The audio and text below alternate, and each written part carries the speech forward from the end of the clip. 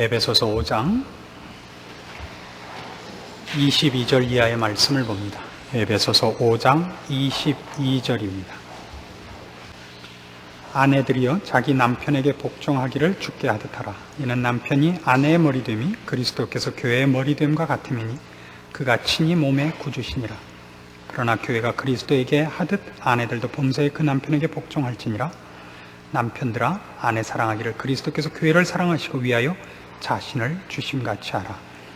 이는 곧 물로 씻어 말씀으로 깨끗하게 하사 거룩하게 하시고 자기 앞에 영광스러운 교회로 세우사 티나 주름 잡힌 것이나 이런 것들이 없이 거룩하고 흠이 없게 하려 하심이니라. 27절까지 봉독했습니다.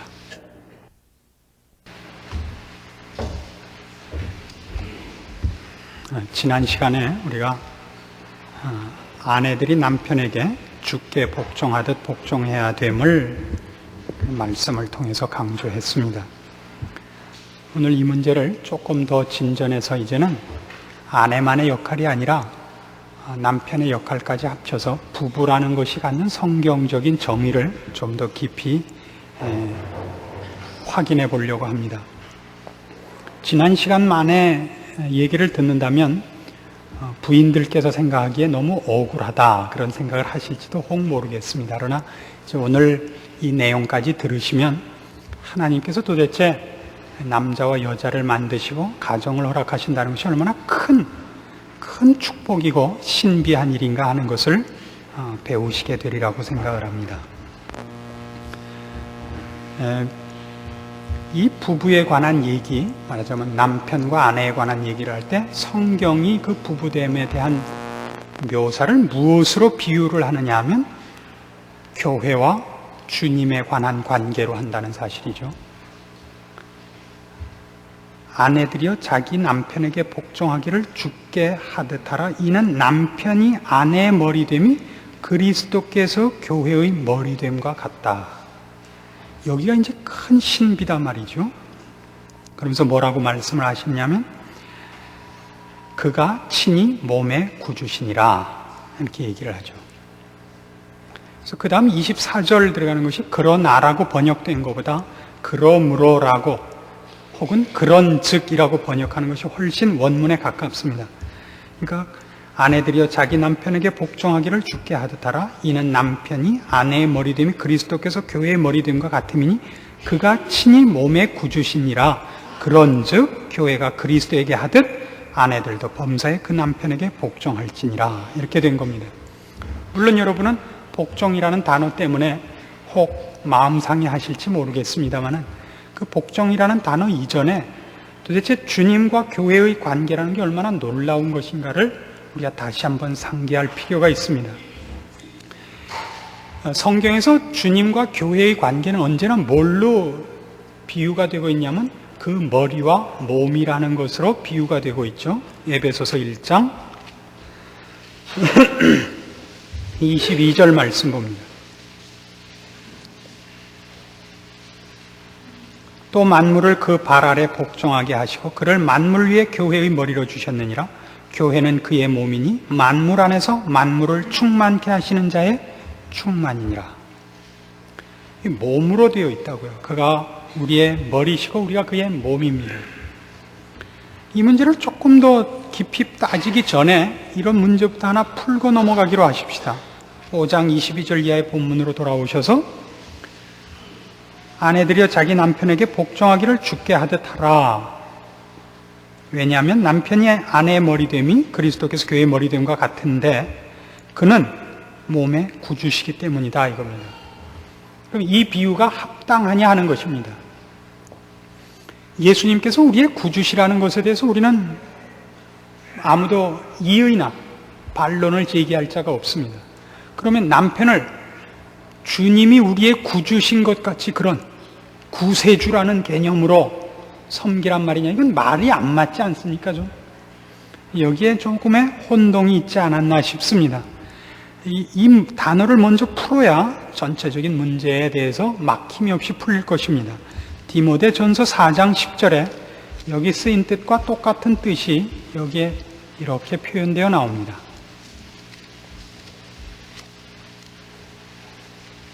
디모데전서 4장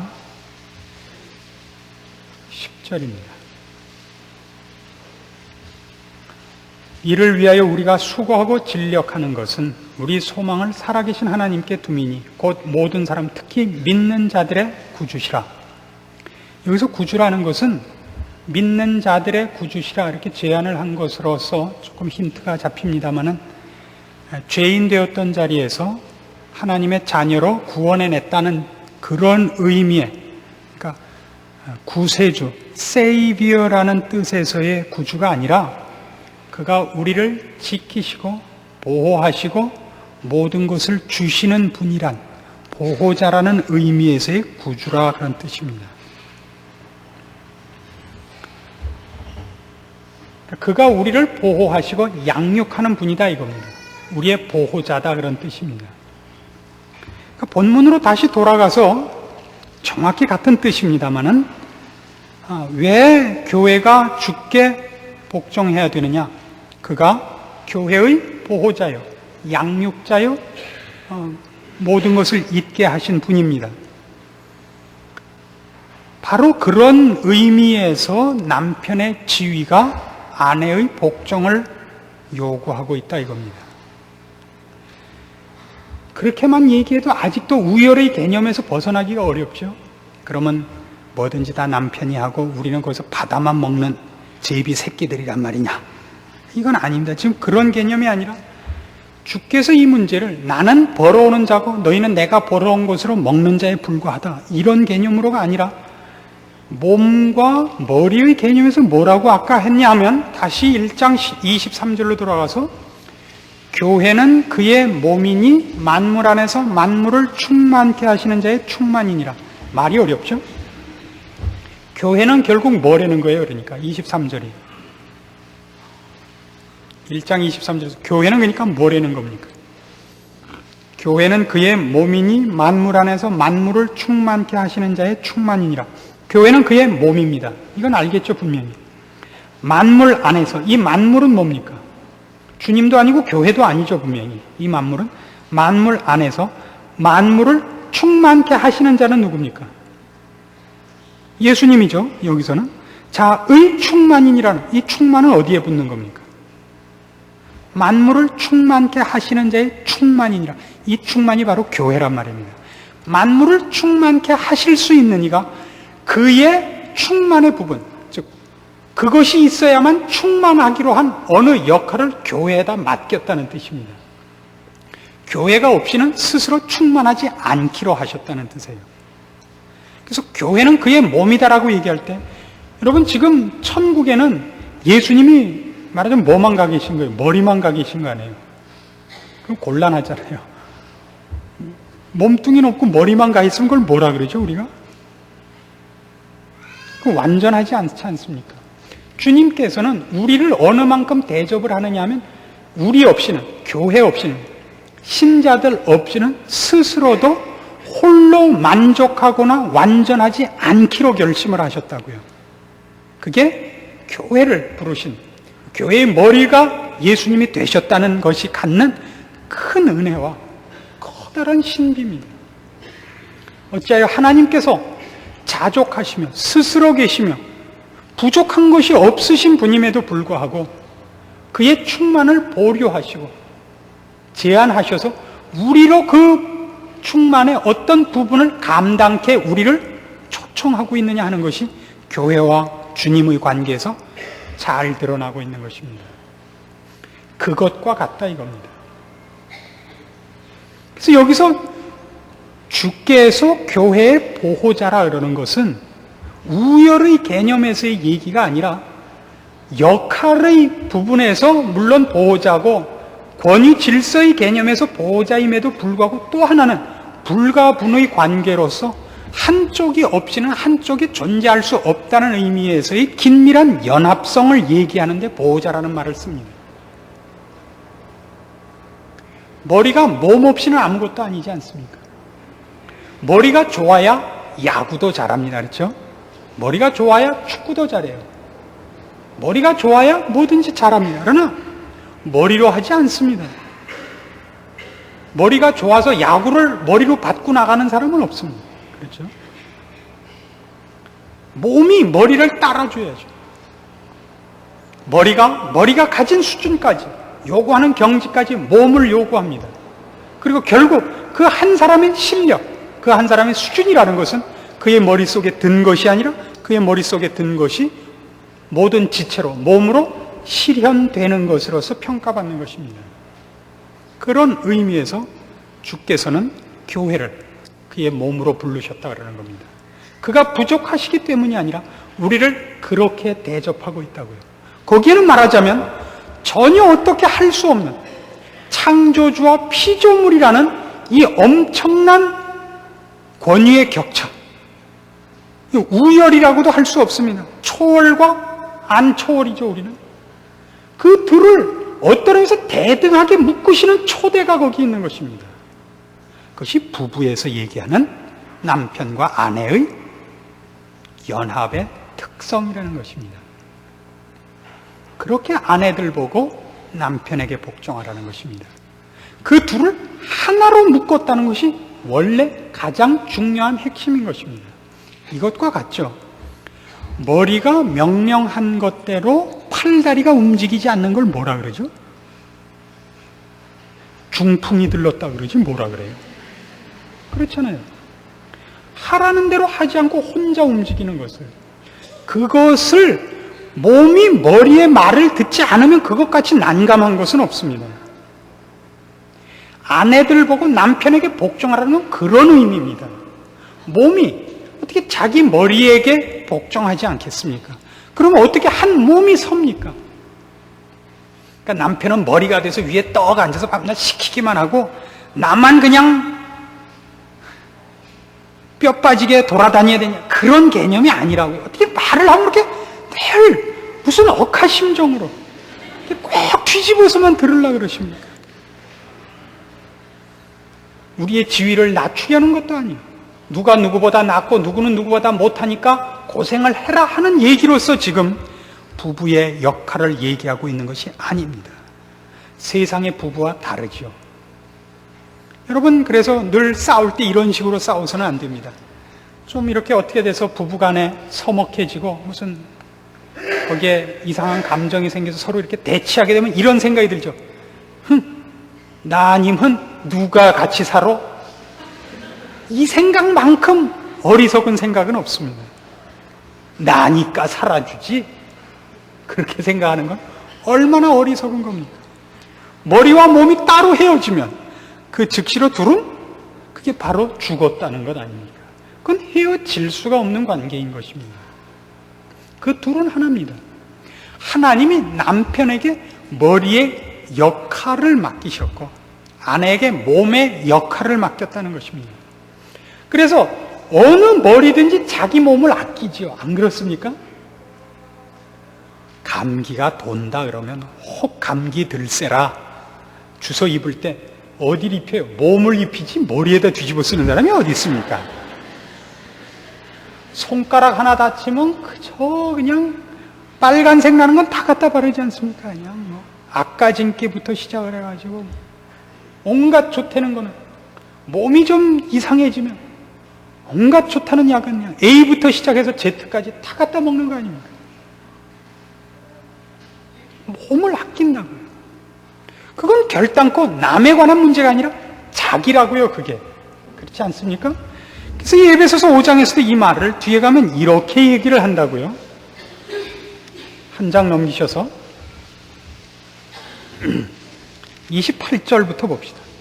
이와 같이 남편들도 자기 아내 사랑하기를 제 몸같이 할지니 자기 아내를 사랑하는 자는 자기를 사랑하는 것이라. 누구든지 언제든지 제 육체를 미워하지 않고 오직 양육하여 보호하기를 그리스도께서 교회를 보양함과 같이 하나니 우리는 그 몸의 지체임이니라. 그렇죠? 남편이 아내를 사랑하는 것은 책임이 아닙니다. 이제 자기 몸이라고요. 아내가 칠칠맞게 굴면 남편도 팔팔이죠. 뭐 잖아요. 부인이 77인데 남편이 뭐 49든가 뭐 어떻게 이렇게 됐겠죠. 부부는 똑같은 겁니다. 어느 한쪽이 어느 한쪽을 비난할 수 없는 겁니다. 그래서 어디 가서 남편 흉을 보거나 아내 흉을 보는 것은 그건 완전히 완전히 칠칠치 못한 사람이죠. 물론 이런 의미에서는 할 수 있습니다. 남에게 겸양하느라고, 우리나라식이죠. 자식에 대해서도 칭찬하지 않고 사실은 자부심이 있지만 아유 우리 애 새끼는 속만 썩여 이렇게 해갖고 그게 우리의 인사치레니까 사실은 아니면서 아유 우리 남편은 아주 그냥 왜 내가 저 사람하고 했나 몰라 고릴라하고 하는 게 낫지. 이건 이제 혹시나 상대방이 갖고 있는 근심에 내가 편안하게 사는 걸 얘기함으로써 혹시 상대방 마음을 다칠까봐 하는 얘기죠. 그러나 이젠 그런 시대도 지난 것 같아요. 옛날에 우리 애들을 이름을 뭐라고 지어줬죠? 혹시 삼신할미가 미워할까봐 개똥이 이렇게 이름 지어줬던 적이 있었습니다. 뭐 돼지 그렇게 안 합니다. 이제는 신자들 되지 않았습니까? 우리에게서 가장 아름다운 모습 중에 하나, 그리고 가장 큰 책임 중에 하나가 뭐냐 그러면 가정이 가정다워야 하는 것입니다. 그중에 부부관계가 아름다워야 됩니다. 그게 뭐 잔치집에 가서 여보 이거 먹어봐 그러는 거겠습니까? 그게 뭘 가르쳐도 참 걱정스럽습니다. 그런 게 아니라 인격적이고 영적인 차원에서의 서로의 역할과 둘이 만들어내는 영적인 일종의 하모니인 것입니다. 주 안에 있는 신자들의 만족, 그 영광, 그 온전한 신뢰, 그 안에서 온전하게 얻는 평화, 이런 것이 부부관계에 있어야 됩니다. 언젠가도 예를 든 것 같이 우리가 잘 아는 암소를 팔러 가갖고 젖소를 팔러 가갖고 나중에 소세지 만들어 갖고 들어온 그 영감님을 잘했어 라고 얘기한 부인같이, 할멈같이, 그것이 부부관계의 첫 번째 원리가 되어야 됩니다. 무조건 남편이 했으면 잘했군, 잘했습니다. 무조건 아내가 했으면 잘했군, 잘했습니다. 그것이 먼저 가정에 있어야 되고 그것을 자녀가 보도록 해야 됩니다. 그걸 자녀가 보도록 해야 됩니다. 그래서 가정이야말로 뭐 방언으로 얘기하자면 정말 스윗홈이 되어야 됩니다. 제가 방언을 사용한 것을 용서하시기 바랍니다. 에베소서 4장 15절로 가시면 바로 이 문제에 대한 교회의 문제에서부터 우리가 추론해야 되는 여러 가지 그 원리들을 깨우칠 수 있습니다. 4장 15절입니다. 오직 사랑 안에서 참된 것을 하여 범사에 그에게까지 자랄지라. 그는 머리니 곧 그리스도라.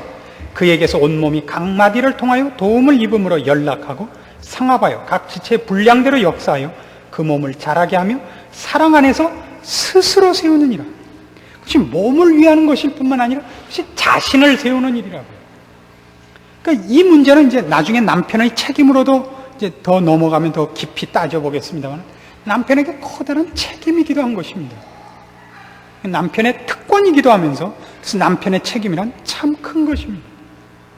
아내는 아내된 특권과 책임을 지금 먼저 얘기했기 때문에 혼자만 책임을 지고 있는 것으로 생각하시겠습니다만 앞으로 넘어가 보면 남편의 책임이라는 것은 아내의 책임보다 그런 의미에서 더 클 것입니다. 그는 결정해야 되며 지시해야 되며 인도해야 됩니다. 그래서 쉬운 문제가 아닙니다. 이 문제에서 우리가 이런 한계점들을 알고서 이 문제를 그러나 논의해야 됩니다. 무조건 복종해라 그러면 어디까지입니까 하는 문제입니다. 첫 번째 조건은 이겁니다. 양심의 자유를 속박하는 것은 따를 수 없습니다. 양심의 자유라는 것은 종교적인, 그러니까 우리 신앙 문제도 마찬가지입니다. 그의 신앙의 자유를 속박할 수는 없습니다. 남편이 아내 보고 같이 은행을 털자 하는 것을 동의할 수는 없습니다.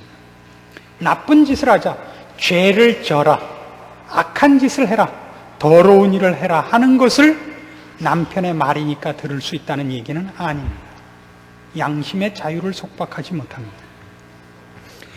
그 다음에 우리 기독교식으로 더 깊이 얘기를 하자면 하나님과의 관계를 깨는 것을 명령받을 수는 없습니다. 그러나 여기엔 지난 시간에도 말씀드린 것 같이 상당한 지혜가 필요합니다. 교회를 나오는 것이 신앙의 최고의 싸움이 되지 마십시오. 예수 믿는 것이 술, 담배 먹는 것으로 싸움이 되지 않기를 바라는 것과 동일한 얘기입니다. 예수를 믿는 건 술, 담배를 끊어야 되느냐 안 끊어야 되는 얘기냐가 아니죠. 예수를 믿을 것이냐 말 것이냐 얘기지. 그게 어찌 술을 먹어도 천국을 가느냐 안 가느냐 일로 전락해 있습니까? 술 먹느냐 담배 피느냐는 건 다음 얘기입니다. 가장 중요한 얘기는 예수를 믿을 것이냐 말 것이냐죠. 거기에 술, 담배 문제를 끌고 들어와서 나는 술을 끊지 못하는 한 교회에 못 가겠다. 이건 훨씬 자질구레한 문제 때문에, 사소한 문제 때문에 큰 것을 놓치는 거죠. 그렇지 않습니까? 난 그 교회 목사 눈 작아서 못 가겠다. 이건 곤란한 얘기다. 그거는 안 보면 될 거 아니에요. 귀로만 들으면 되잖아요. 돋보기를 쓰고 와서 보시든가. 정 안 되겠으면 제가 쌍꺼풀 수술을 하든지 그러겠어요. 그 다음에 성경이 얘기하는 부부의 관계를 깨는 것 중에 가장 엄격히 금하는 것이 뭐냐면 음행입니다. 이 음행만은 성경에서 상당히 크게 반대하고 있고 아주 크게 금기사항으로 하고 있습니다. 특별히 현대 사회가 갖는 큰 범죄 중에 하나가 이 성적인 문란이기 때문에 우린 사실 이 문제에서 서로를 깨끗게 하는 것을 서로를 위해서, 남편과 아내를 위해서, 그리고 자신의 고귀함과 하나님 앞에 부른 거룩한 영광을 위해서 지키는 그 책임을 해야 됩니다. 그리고 그것은 자기의 존귀한 일입니다. 범죄의 형태는 언제나 성경이 묘사하는 것에 의하면 폭력과 성적 문란으로 온다 그럽니다. 언제나 그렇습니다. 소돔 고모라의 그 사회상도 폭력과 성적 범죄로, 오늘날도 똑같습니다. 오늘날 TV의 쇼를 보십시오. 옷을 입고 나온 건지, 입다가 미친 개가 물어뜯어서 찢어진 채로 나온 건지 알 수 없게 하고 나오고, 화장도 이쁘게 하는 것이 아니라 어떻게 하면 도깨비같이 보이느냐의 문제로 전락하고 말았습니다. 묘하게 성적인 도발을 하며, 그리고 그룹 무슨 보컬팀 입고 나오는 옷들 것이 무슨 옛날 깽단들이 갑자기 감옥에서 튀어나온 것 같은 복장을 하고 인상도 허망무쌍하게 쓰고 음악을 악기로 하는 게 아니라 악기를 부수면서 하는 것으로 바꿨습니다. 그러니까 이제는 음악이 아닙니다. 폭력의 소리를 들으며 폭력의 형태를 보는 것으로 전락했습니다. 그걸 자꾸 보고 있으면 그것이 우리에게 익숙해집니다.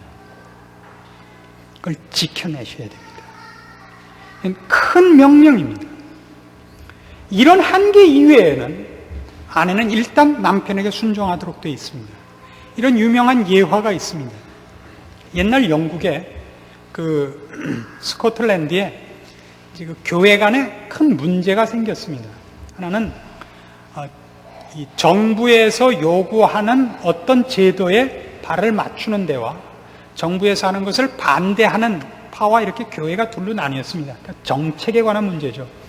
우리 오늘날 식으로 얘기를 하자면 장로교다, 감리교다, 침례교다 하는 식으로 교파가 갈라지듯이 그런 식의 갈라짐이 있었습니다. 근데 한 목사님의 부인이, 목사님보다 훨씬 똑똑한 부인이 계셨는데, 이 남편은 이쪽 파를 편들고 부인과 장인어른은 그 반대파의 기수였습니다. 서로 거기에 대해서 논쟁이 많고 하다가 드디어 각자가 자기 파의 그 우두머리로 그 일을 주도하는 일에 공식 선언을 하게 됐습니다. 그 일을 하고 들어온 남편에게 아내가 이렇게 선언을 했습니다. 당신은 우리 집의 가장인 것은 변함이 없지만 이제부터 나의 주인은 아닙니다. 내가 이 가정을 깨진 않겠지만 이제부터 앞으로 하는 사회적인 활동에서는 당신은 당신 의견대로 하고 나는 내 의견대로 하는 갈라서서 독립된 일을 합시다. 이것이 바로 틀리는 대표적인 케이스입니다. 그리고 이것이 확대된 것을 여성운동이라 합니다. 아내도 아내의 독자적인 사회활동을 하자. 이건 사탄이 가르친 것입니다. 꽃꽂이 같은 거 하러 다니지 마십시오. 하셨으면 집안을 가꾸기 위해서만 하십시오. 그걸로 하나의 사회활동을 해서 독자적인 인생을 구가하기 위해서 독립된 인생을 가지려고 하는 일이 죄악입니다. 만일 제가 가르친 것이 싫으면 다른 교회를 가십시오. 전 이렇게 가르치고 이것이 성경이라고 알고 있는 사람입니다. 가정에 충실하십시오. 남편이 몸져 누워서 여러분이 벌지 않으면 안 되는 경우가 아니고서는 아내는 독자적인 사회 활동을 남편을 돕는 일을 빼놓고 독자적으로 된 일을 하지 않도록 성경이 요구하고 있습니다. 싫죠? 오늘날 기독교의 가장 큰 약점은 이겁니다. 목사가 성경으로 여러분에게 가르치는 것이 아니라 돈 가진 사람들이 목사에게 먹을 것 사주고 자기네들을 위로하라고 연봉 주고 계약 맺은 사회가 돼서 이제 싫으면 분낸 얼굴들을 여러분들이 떳떳하게 할 수 있게 됐다는 이 망할 놈의 사회의 풍조입니다. 저희 목사들에게 책임이 있다고 저도 알고 있습니다. 이 문제는 분명히 성경의 가르침이고 저는 양보하지 않을 계획입니다. 서구 사회에서 가장 큰 병이 뭐였느냐면 아내들이 경제권을 갖기 시작하면서부터 가정의 굴레에서 벗어나기 시작한 것입니다. 입센이 쓴 인형의 집으로부터 출발해서 이제 여자들은 당당한 발언권을 가지고 남자와 대등한 위치에서 대가리가 하나 더 생긴 쌍두사가 된 겁니다. 그건 정확히 창세기에 기록한 타락의 역사와 똑같습니다. 원리가. 하나님의 권위 질서에 있어야 되는 인간들이 하나님과 동등된 지위와 권위를 탐내서 반항한 것과 똑같습니다. 여러분들이 아내 된 그 배역과 그 위치가 무엇 때문에 싫은가 보십시오. 남의 명령을 들어야 하고 남의 속박 밑에 있다는 것 참 싫죠. 이번 주일날 설교에서 제가 그 순종에 관한 것을 다시 한번 강조하겠습니다만 신앙의 최고의 핵심이 뭐냐 그러면 순종입니다. 기독교 신앙이 갖는 다른 모든 종교와 그 유를 달리하며 색깔을 달리하며 도무지 맞지 않는 단 하나의 단어가 있다면 그게 뭐냐 그러면 믿음이라는 단어입니다. 믿음이라는 건 납득이 가지 않으며 이해가 되지 않으며 알지 못하는 것을 상대방한테 맡겨서 나의 운명과 나의 존재를 의탁하는 것을 얘기합니다. 만일 여러분들이 남의 속박을 싫어하는 것을 지금 사소한 문제로 생각한다면 사실은 그것이 사소한 문제가 아니라 실제로 우리는 하나님의 명령과 예수 그리스도의 명령에 대해서도 순종하는 법을 놓치고 있기 때문에 생겨난 당연한 부작용이라는 것을 모르고 있기 때문입니다. 그건 사소한 일이 아닙니다.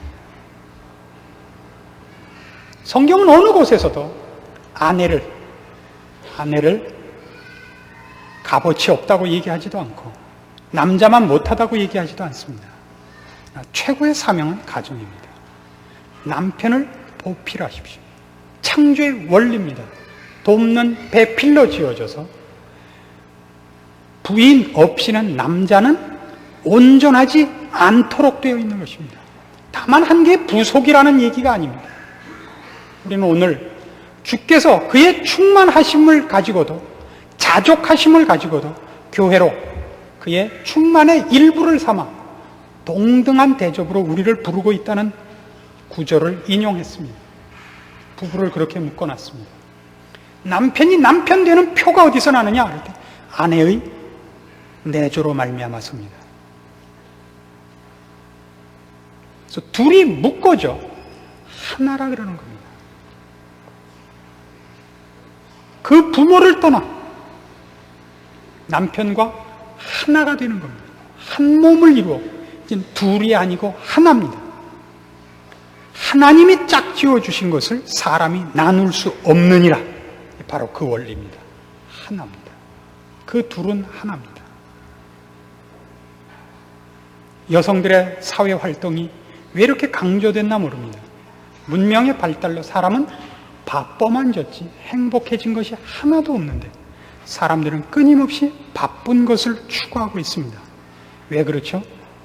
초조해서 그런 것 같습니다. 의미와 보람과 행복을 찾아내지 못했기 때문에 바쁘게 뺑뺑이를 돌아서 자신의 부끄러움과 부족함과 허무한 것을 불어 잊으려고 그러는 것 아닐까요? 그래서 예수 믿는 것도 아각고고 그저 함성을 지르고 그냥 막 지랄 육갑을 해서 자신의 부족함을 잊으려는 형태를 가지는 것이 아닌가 싶습니다. 제가 말을 너무 좀 심하게 한 것 같은데 갑자기 적당한 단어가 생각이 안 나서 그래서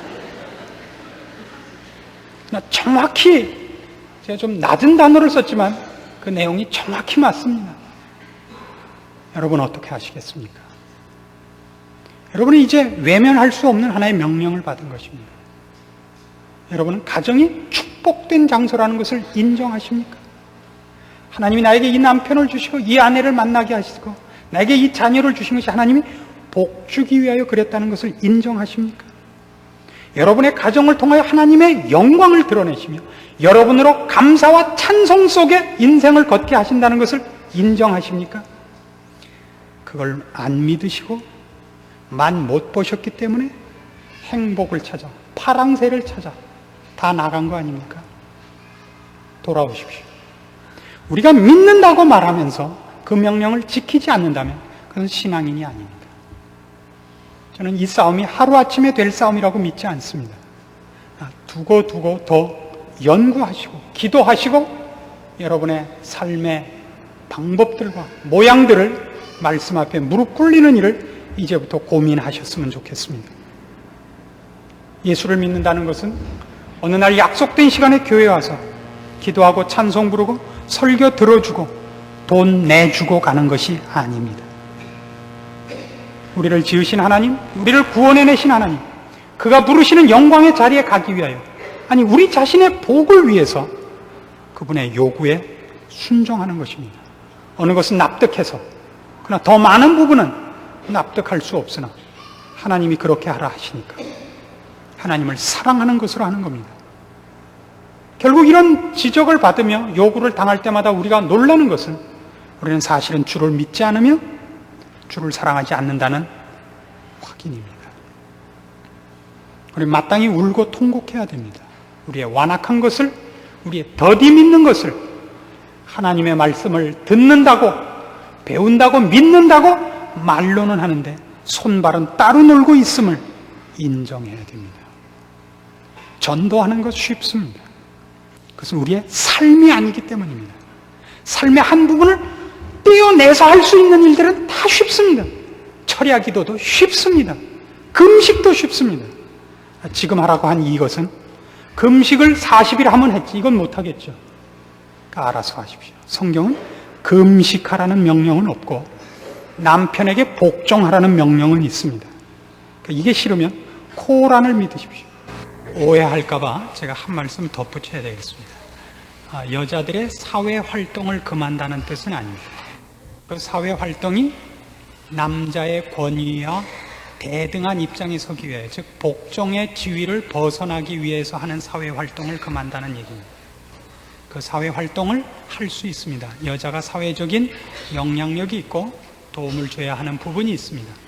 그 일을 할 때도 남편의 허락과 같은 그 동의 속에서 남편의 권위 아래서, 지도 아래서 하나가 되어서 그 일을 행해야만 한다, 그런 뜻입니다. 기도하십시다. 하나님 아버지 은혜를 감사합니다. 우리를 죄악된 저 더럽고 절망과 심판밖에 없었던 데서 끌어내사 주의 나라의 백성 삼으시고, 그리고 우리에게 영광된 직분을 맡기시며 우리를 통하여 하나님의 하나님 되심을 나타내시기를 기뻐하셨나이다. 그러나 우리 주를 믿는다 하는 자녀들이 돌이켜보면 어느 한 말씀도 주의 말씀을 따른 것이 없고 아직도 내 생각을 고집하고 주의 뜻에 순종한 일이 없는 것을 인하여 놀랍니다. 해야겠다는 결심이 있고 그렇게 해야 된다는 것을 알면서도 움직여지지 않는 마음, 돌이켜지지 않는 발걸음은 무엇 때문입니까? 하나님, 우리를 불쌍히 여기시옵소서. 우리에게 허락하신 이 말씀들이 땅에 떨어지지 말게 하시옵소서. 주께서 피로 값주고 사신 가정들이요 자녀들입니다. 저들에게 들려주신 이 생명의 말씀이 저들의 양식이 되고 힘이 되고 원리가 되고 소원이 되어 저들로 하여금 이 말씀을 사모하여 살기까지 주께서 저들의 마음을 쉬게 내버려 두지 마시옵소서. 사람 앞에서 자랑하는 일을 따라가지 말고 주 앞에서 인정받을 일을 위하여 우리의 발걸음을 주 앞에 돌이키게 하시옵소서. 이 세상이 우리를 유혹하여 죄의 세상에 헛된 것에 불러낸 것에서 이제 돌이켜 우리에게 맡겨진 이 일을 감당하게 하소서. 우리의 가정을 지키게 하시옵소서. 우리의 맡은 바 이 책임, 이 사명, 누구나 우리 가정을 볼 때 저기 하나님이 계시다, 이 말을 듣는 가정이 되게 하시옵소서.